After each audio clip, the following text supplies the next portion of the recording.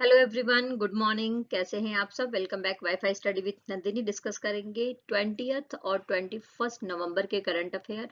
जैसा कि आप सबको पता है कि डेली करंट अफेयर की क्लास हमारी आती है, लास्ट में रिवीजन है और उसके बाद टेलीग्राम के लिंक पर इंग्लिश और हिंदी दोनों लैंग्वेजेस में हमारा कंटेंट उपलब्ध है, तो पढ़ सकते हैं, नोट्स बना सकते हैं। आप किसी भी एग्जाम की प्रिपरेशन कर रहे हैं, आप सबके लिए बहुत ज़्यादा बेनिफिशियल है। और सबसे पहले हम डेज के ऊपर चर्चा करते हैं। तो हम फर्स्ट डे के बारे में बात करेंगे। तो वर्ल्ड चिल्ड्रंस डे जो हर साल 20 नवंबर को मनाया जाता है, यानी कि विश्व स्तर पर बाल दिवस कब मनाया जाता है? तो 20 नवंबर को मनाया जाता है। और भारत में बाल दिवस कब मनाया जाता है? तो हमने अच्छे से पढ़ा था। अ, चाचा नेहरू का जब जन्म दिवस होता है 14 नवंबर को, तब मनाया जाता है। ये नेक्स्ट बात करेंगे भारत के बारे में, जैसा कि मैंने आपको बता ही दिया है कि 14 नवंबर को बाल दिवस मनाया जाता है। Okay, clear. आइए नेक्स्ट बात करते हैं। सड़क यातायात पीड़ितों के लिए विश्व स्मरण दिवस कब मनाया जाता है? तो 19 नवंबर को मनाया जाता है। यानी कि जो भी व्यक्ति सड़क दुर्घटना में ग्रसित हो जाते हैं, जिनकी मृत्यु हो जाती है या जिनके साथ कोई दुर्घटना हो जाती है, तो उनको याद करने के लिए हर साल नवंबर का जो महीना होता है, उसका जो तीसरा रविवार होता है, उस दिन मनाया जाता है। सड़क यातायात पीड़ितों के लिए विश्व स्मरण दिवस, इस बात को याद रख लेंगे। Okay, clear. और इस बार की जो 2023 की थीम क्या थी? तो थीम थी न्याय। ओके, नेक्स्ट चर्चा करेंगे वर्ल्ड टेलीविजन डे के बारे में, जो 21 नवंबर को मनाया गया है। 21 नवंबर को मनाया गया है क्योंकि 21 नवंबर के दिन ही संयुक्त राष्ट्र महासभा के द्वारा इसकी घोषणा करी गई थी। Okay, clear. अच्छा, जो टेलीविजन है इसके आविष्कारक कौन है? तो स्वीडिश इंजीनियर रहे हैं जॉन ब्रेयर्ड, जॉन लोगी बेयर्ड, जिनका नाम हमने जरूर बचपन में पढ़ा होगा अपनी जीके की क्लास में, है ना। तो टेलीविजन के आविष्कार में इनका महत्वपूर्ण रोल रहा है। और विश्व टेलीविजन दिवस हम कब मनाते हैं? तो 21। विश्व मत्स्य दिवस कब मनाया जाता है? तो 21 नवंबर को मनाया जाता है। कब मनाया जाता है? 21 नवंबर को मनाया जाता है। साथ में मैं आपको बता दूं कि प्रेजेंट टाइम में मछली के उत्पादन को बहुत ज्यादा इंपॉर्टेंस दी जा रही है। अगर भारत के संदर्भ में बात करें तो भारत ने ये मोटिव रखा है कि 2024 और 25 तक 22 मिलियन मीट्रिक टन मछली का उत्पादन भारत में किया जाएगा, है ना। क्लियर। फर्स्ट क्वेश्चन है हमारा वर्ल्ड कप से रिलेटेड। तो विश्व कप 2023 में कौन प्लेयर ऑफ द टूर्नामेंट बना है? तो विराट कोहली जी को प्लेयर ऑफ द टूर्नामेंट चुना गया है क्योंकि इन्होंने सर्वाधिक रन बनाए हैं। और इन्होंने कितने रन बनाए? तो इन्होंने 765 रन बनाए हैं। अच्छा, जो फाइनल मैच है वो कहाँ खेला गया था? तो नरेंद्र मोदी स्टेडियम में खेला गया था, गुजरात के। ओके।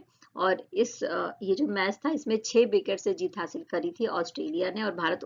देखो, टूर्नामेंट के खत्म होने के बाद में किस खिलाड़ी को किस सम्मान से सम्मानित किया गया है, ये सारी लिस्ट दी गई है, जिसको आप पढ़ सकते हैं, नोट्स भी बना सकते हैं। कुछ के ऊपर चर्चा कर लेते हैं। तो player of the tournament Virat Kohli, golden bat Virat Kohli को दिया गया। और इसके बाद प्लेयर ऑफ द मैच किसको दिया गया? तो डेविस हेड को दिया गया। सबसे ज्यादा स्कोर किसने बनाया है किसी एक मैच में? तो वो ग्लेन मैक्सवेल के द्वारा बनाया गया था, 201 रन बनाया गया और ये नाबाद थे, यानी कि नॉट आउट रहे हैं। अर्धशतक सबसे ज्यादा विराट कोहली के द्वारा बनाया गया। रोहित शर्मा के द्वारा 31 छक्के लगाए गए हैं। तो ये सारी लिस्टिंग है जिसको आप अच्छे से पढ़ सकते हैं। आइए नेक्स्ट चर्चा करते हैं मिस यूनिवर्स 2023 के बारे में। इसका खिताब किसने जीत लिया है, इसके ऊपर चर्चा करेंगे। तो स्क्रीन पर जिसे आप देख रहे हैं, ये हमारी 2023 की मिस यूनिवर्स है और इनका नाम है शेनिस प्लाशियो। क्या नाम है? शेनिस प्लाशियो। और ये पेशे से एक मॉडल थी, टीवी एंकर थी और साथ में ये कहाँ से बिलोंग करती हैं? तो निकारागुआ से बिलोंग करती हैं। किस नंबर का था? तो 72 नंबर का था, इस बात को ध्यान रख लेंगे। किस नंबर का? मिस यूनिवर्स प्रतियोगिता थी, तो 72 नंबर की मिस यूनिवर्स प्रतियोगिता थी। 18 नवंबर को इसका फाइनल था और साथ में ये कहाँ पर हुआ था? तो सैन सल्वाडोर में हुआ था, इस बात को ध्यान। अच्छा, साथ में जो शेनिस प्लाशियो हैं, इनकी उम्र क्या है? तो ये 23 साल की हैं, याद रखेंगे इस बात को। और ये जो इवेंट हुआ है, इसमें 84 देशों से सुंदरियां और प्रतियोगिता में जो भाग लेने वाली हैं वो पार्टिसिपेट किया था, यानी कि 84 देशों ने इस प्रतियोगिता में भाग लिया था। भारत की जीडीपी कितने रिकॉर्ड स्तर पर दर्ज की गई है? तो भारत की जो जीडीपी है, यानी कि ग्रॉस डोमेस्टिक प्रोडक्ट, सकल घरेलू उत्पाद के बारे में यहाँ पर बात हो रही है, जो पहुंच गई है $4 ट्रिलियन तक। $4 ट्रिलियन तक, जो भारत की मजबूत आर्थिक स्थिति के बारे में बताता है। और आरबीआई ने अभी जब नवंबर का ये तिमाही गुजरा है, तो इसमें आरबीआई के द्वारा बोला गया कि भारत की जीडीपी 6.5% रहने की संभावना है। तो आप देख सकते हैं S&P ग्लोबल रेटिंग्स के बारे में बात कर रहे हैं। तो S&P ग्लोबल रेटिंग्स ने कहा है कि 2026 तक भारत की जो जीडीपी है वो 6 से लेकर 7.1% तक रहेगी, और साथ में ही जो हमारा मार्गन स्टेशनरी रिसर्च है उसने बोला कि 2024 और 25 में भारत की जो जीडीपी है वो 6.5% तक रहने का अनुमान है, और आरबीआई ने जो अनुमान लगाया है वो 6.5% का ही है। ओके, आइए नेक्स्ट चर्चा करते हैं। अर्जेंटीना में नए राष्ट्रपति का चुनाव हुआ है, उनका नाम जान लेते हैं, और इनकी तुलना अमेरिका के जो भूतपूर्व राष्ट्रपति रहे डोनाल्ड ट्रंप उनसे की जाती है, क्योंकि ये जिस तरीके की बयानबाजी करते हैं वो डोनाल्ड ट्रंप की बयानबाजी से काफी ज्यादा मिलता जुलता है। इनका नाम है जेवियर माइली। क्या नाम है? Javier Milei. और अब ये अर्जेंटीना के नए राष्ट्रपति बन गए हैं। साथ में मैं आपको बता दूं कि ये 55.8% की वोटों से इन्होंने जीत। भारत में महिला नेतृत्व वाले स्टार्टअप में किसको शीर्ष स्थान दिया गया है? ठीक है, तो भारत में महिला नेतृत्व वाले स्टार्टअप्स में स्थान जो दिया गया है वो बेंगलुरु को दिया गया है। और अभी कुछ दिन पहले ही हमने यूनिकॉर्न्स के बारे में पढ़ा था कि सबसे ज्यादा यूनिकॉर्न कहाँ पर है। तो देखो बेंगलुरु में दिया गया, इसका मतलब ये है कि भारत में सबसे ज्यादा जो महिला उद्यमी है वो कहाँ पर है? तो बेंगलुरु में है, और वहां पर 1783 उद्यमी है बेंगलुरु में, जिसका नेतृत्व कौन कर रहा है? तो महिलाएं कर रही हैं। क्लियर? तो इस तरीके से हम ये बात समझ गए कि सबसे ज्यादा स्टार्टअप्स कहाँ पर हैं, जिसका नेतृत्व महिलाएं कर रही हैं, तो वो बेंगलुरु में है। नेक्स्ट बात करेंगे, प्रेसिडेंट्स कलर से सम्मानित करने का निर्णय लिया गया है, किसे?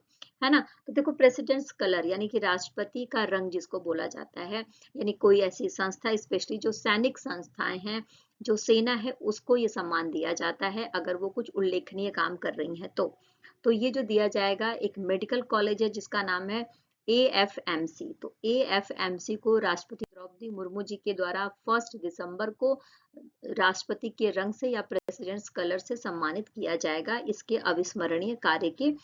ओपन एआई का नया सीईओ, अंतरिम सीईओ किसे बनाया गया है? तो ओपन एआई का नया अंतरिम सीईओ बनाया गया है मीरा मुराती को। किसे बनाया गया है? मीरा मुराती को। साथ में मैं बता दूं कि ओपन एआई एक ऐसी कंपनी है जो आर्टिफिशियल इंटेलिजेंस के ऊपर रिसर्च करने का काम करती है, उसमें नए नए कुछ भी सोच है उसके ऊपर काम करती है ना? अच्छा, साथ में 18 नवंबर को जो इनके जो सीईओ रहे हैं, अंतरिम सीईओ, जिनका नाम है सैम ऑल्टमैन, उनको बर्खास्त कर दिया गया और उनकी जगह मीरा मुराती को अपॉइंटमेंट दी गई है। इजराइल हमास संघर्ष के बीच भारत ने किसको राहत सहायता भेजी है? तो देखो भारत के द्वारा ये दूसरी बार राहत सहायता भेजी जा रही है। पहली बार अक्टूबर के महीने में भेजी गई है गाजा पट्टी के लिए। ठीक है जी, यानी कि जो लोग गाजा में रहते हैं उनके लिए भारत की तरफ से पहले जो भेजा गया था वो मेडिकल सुविधाएं थी, यानी मेडिकल से रिलेटेड सामान भेजा गया था। और साथ में मैं बता दूं कि C-17 विमान के माध्यम से ये सहायता भेजा गया है, जिसमें 32 टन जो सामान है वो है, जो स्पेशली खाद्यान्न से रिलेटेड सामान है। क्लियर? आइए चर्चा करते हैं। हूती विद्रोहियों ने भारत से आ रहे जहाज को कहां पर हाईजैक कर लिया है? काफी ज्यादा अभी न्यूज में सुर्खियों में है ये। तो हूती विद्रोही जो यमन से बिलोंग करते हैं, उन्होंने भारत के जहाज को लाल सागर में हाईजैक कर लिया है, और एक मालवाहक जहाज है, और इसमें अलग अलग देशों के 50 चालक दल के सदस्य भी मौजूद हैं। आइए नेक्स्ट चर्चा करेंगे, रिजर्व बैंक के किस पूर्व गवर्नर का हाल ही में निधन हो गया है? तो स्क्रीन पर जिसे आप देख रहे हैं ये रिजर्व बैंक के गवर्नर रह चुके हैं, इनका नाम है S वेंकट रमणन। तो इनका निधन हो गया है 92 साल की उम्र में। ओके, और साथ में ही इनका निधन कहाँ हुआ है? तो 18 नवंबर को हुआ है। क्लियर? आइए नेक्स्ट चर्चा करेंगे, धूम फिल्म के निदेशक रहे हैं, धूम फर्स्ट और धूम सेकंड के निदेशक रहे हैं यशराज फिल्म्स के तहत जिन्होंने निर्देशन किया था। इनका निधन हो गया सिर्फ 56 साल की उम्र में, और इनका नाम है संजय गढ़वी। क्या नाम है? संजय गढ़वी। सिर्फ 56 साल की उम्र में इनका निधन हो गया है। आइए अब रिवीजन कर लेते हैं जो हमने पहले पढ़ा उसका फटाफट। तो 2023 में 19 नवंबर को क्या मनाया जाता है? तो विश्व शौचालय दिवस मनाया जाता है, और इस बार की थीम क्या थी? तो त्वरित परिवर्तन के साथ ये दिन मनाया गया। अंतर्राष्ट्रीय पुरुष दिवस हर साल 19 नवंबर। देखो यूनेस्को के द्वारा 19 से लेकर 25 नवंबर तक के बीच में क्या मनाया गया? तो ये मनाया गया है विश्व विरासत सप्ताह। ओके, और भारत के बारे में बात करें तो भारत की 42 विश्व धरोहर संपत्तियां यूनेस्को में शामिल हैं, जिसमें से 34 सांस्कृतिक थी, 7 प्राकृतिक हैं और एक मिश्रित संपत्ति है। यानी कि मिश्रित का मतलब है कि इसमें सांस्कृतिक और प्राकृतिक दोनों शामिल है।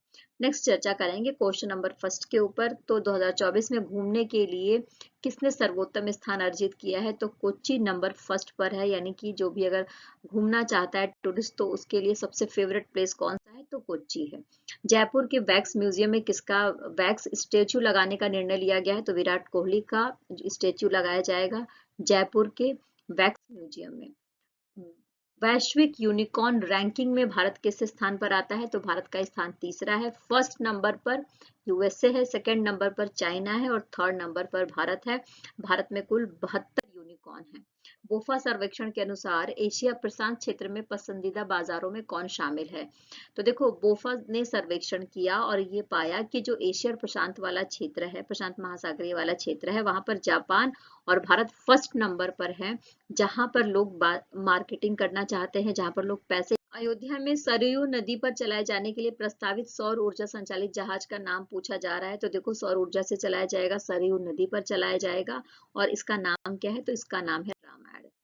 हाल ही में आंकड़े जारी करे गए हैं, तो भारत ने 2023 और 24 के दौरान अब तक कितने पेटेंट किए हैं? यानी कि कितने ज्यादा पेटेंट कराए गए हैं भारत के द्वारा 2023 और 24 के लिए। इसकी संख्या देख लीजिए, 41,010।